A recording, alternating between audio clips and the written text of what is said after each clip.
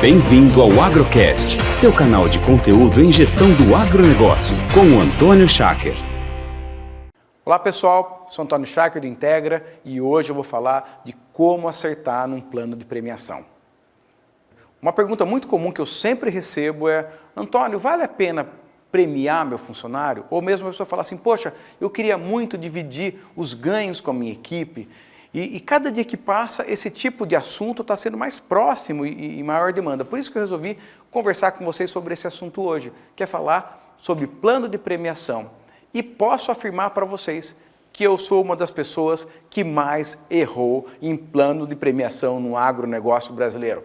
Claro que eu não me orgulho desse título do que o mais errou em plano de premiação, porque naturalmente é uma coisa que a gente não gosta. Mas eu aprendi ao longo dos anos que se o plano de premiação for mal feito, foi colocado na hora errada, com uma equipe que não está pronta, dificilmente ele vai acertar. E ao invés desse plano de premiação ajudar a fazenda a progredir e motivar as pessoas, tem uma chance enorme das pessoas serem desmotivadas.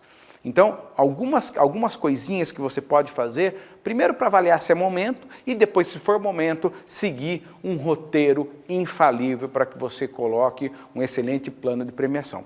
Mas um primeiro aspecto sobre o plano de premiação que você precisa entender é o seguinte: você tem controle suficiente para premiar baseado no número?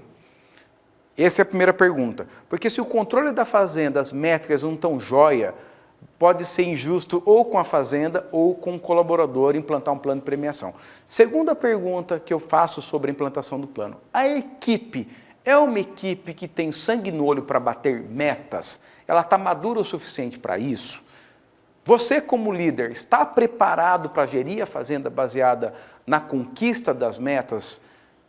Então, esse é um primeiro ponto. E o que a gente aprendeu? Normalmente, só vale a pena premiar baseada nas metas ou ter um plano de remuneração variável quando a fazenda tem pelo menos um ano muito bem feito de todas as metas, de todas as métricas, acompanhamento de resultado para não errar. Às vezes, para ter um ano perfeito em relação a isso, você precisa de 2 anos aí muito bem montados de acompanhamento.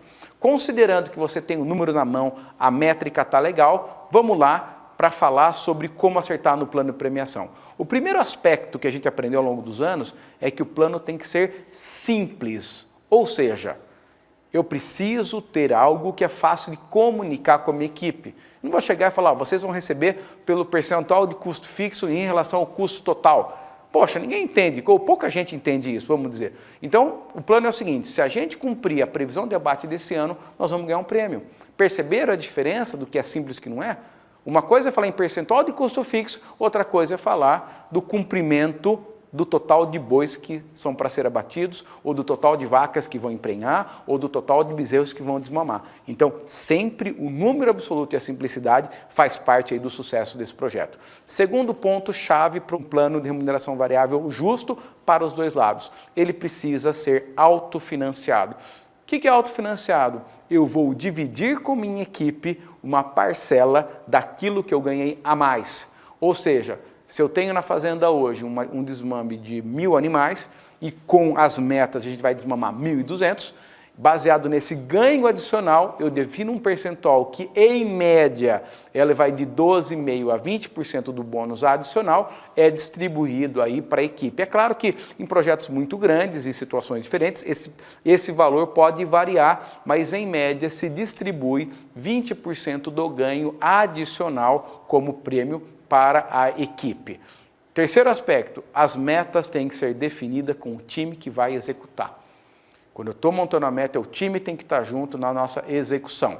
Essa é a terceira característica que a gente precisa trabalhar. A quarta característica: não adianta estabelecer uma meta lá na frente sem estabelecer uma meta intermediária. Porque você concorda comigo que se eu estou falando, por exemplo, num total de abates do ano, eu tenho que acompanhar mês a mês se eu estou cumprindo ou não. Se eu estou falando num total de desmame, eu tenho que acompanhar prenhez, tenho que acompanhar o nascimento, para chegar lá, que eu chamo aí de meta intermediária. Quinto elemento: o prêmio é desejável que seja indexado ao salário.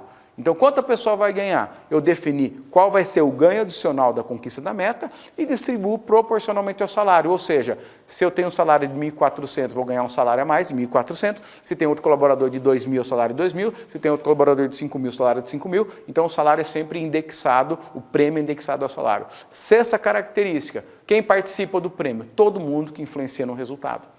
Então, se as pessoas influenciam naquele resultado, ou seja, se o trabalho dela tem ligação com aquilo, ele deve participar do plano de premiação. Sétima característica, o risco tem que ser compartilhado. O que é risco compartilhado? Se não conquistou, mesmo que isso não tenha a ligação com a equipe não vai ganhar. Vou dar um exemplo aqui. Vamos imaginar que eu tenho um plano aqui para prêmio, para mortalidade, e estava tudo indo bem, o prêmio ia ser ganho, e aí caiu um raio na fazenda. E aí matou alguns animais, e infelizmente tem aquela coisa do raio, né? Sempre parece que mata os mais gordos, os melhores e tal, mas de alguma forma o raio acabou fazendo com que a fazenda não batesse a meta de mortalidade. E, mas nós fizemos a nossa parte, mas infelizmente o risco é compartilhado. Ou uma seca muito severa e você não conseguiu abater os animais, o risco é compartilhado. Então a gente não pode, a fazenda não pode pagar o prêmio se a meta não for conquistada. Oitava característica, flexível a cada ciclo, ou seja, cada ano a fazenda ela deve rever o prêmio, o plano de premiação, então ela deixa claro que a cada ano, esse ano o plano é esse ano será assim, para que ela tenha toda a liberdade de mudar o plano, até distinguir se ela entender que ela ainda não está pronta para o plano de premiação. Nona característica, tem que ser acompanhado de perto. Todo mês eu preciso avaliar o quanto do prêmio eu estou ganhando e quanto estou distante desse plano. Não adianta nada passar o ano e falar assim, será que eu ganhei?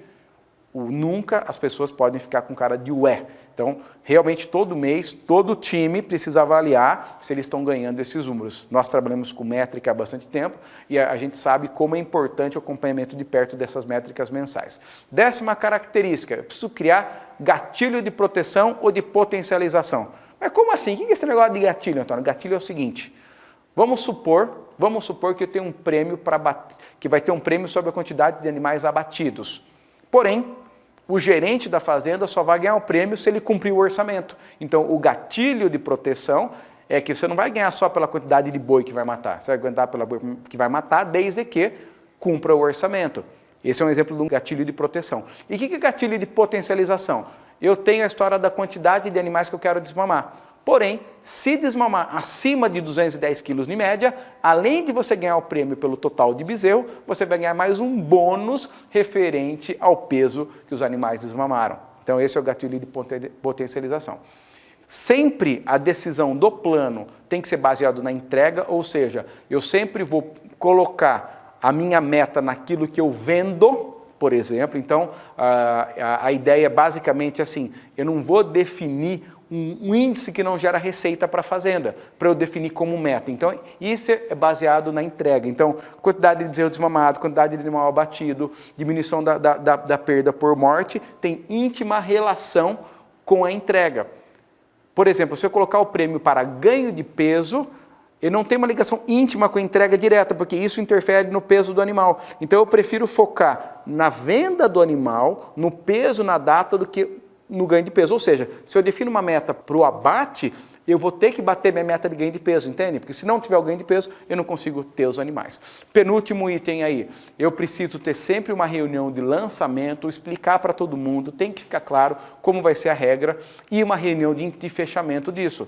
Passou um ano, quer dizer, eu lanço o prêmio, todo mês a gente avalia os números, está ganhando ou se não está, e no final do ano, ou da safra, que é de julho a junho, eu faço uma reunião de fechamento daquilo. Mesmo que a fazenda não tenha ganho o prêmio, é importante a gente debater por que não ganhou ou por que ganhou. E na reunião de entrega, claro que quando a fazenda ganha o prêmio é sensacional, é sempre muito legal esse tipo de reunião, porque você cria o espírito de grupo. E por último, não adianta o prêmio ser apenas dinheiro.